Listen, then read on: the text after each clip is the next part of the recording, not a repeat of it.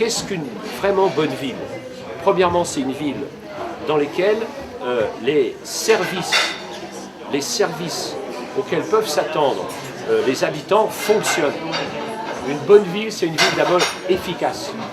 Efficace, ça veut dire que ça fonctionne, mais en même temps à un coût le moindre possible, puisque évidemment il y a la tension du pécuniaire.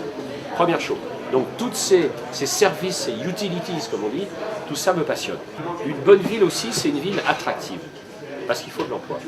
Et là, la question de la culture est absolument clé. Pourquoi? Parce que la culture permet d'être plus grand qu'on est.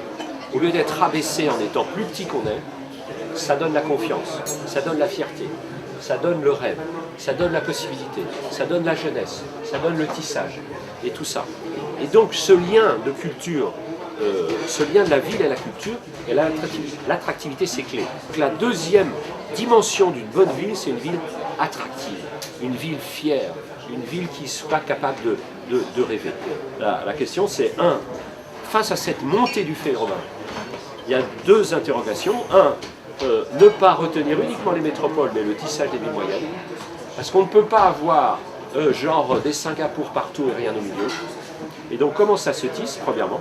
Et deuxièmement, deux questions tout à fait incorrectes. Dans ce domaine-là, avec la montée de ces énergies, donc des villes, qu'elles soient métropoles ou appartenant à des réseaux, quid de l'État? Et on se rappelle la situation du Moyen-Âge, où les villes étaient très fortes et les États étaient exempts. Et bien c'est un peu la même chose, où les États ont plus les manettes et on voit de l'énergie partout dans les villes.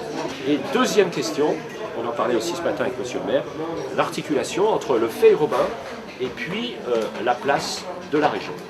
Donc c'est toute cette articulation des espaces. Il n'y a pas d'économie sans volonté d'espace. Et l'espace, ce n'est pas une donnée, c'est une volonté.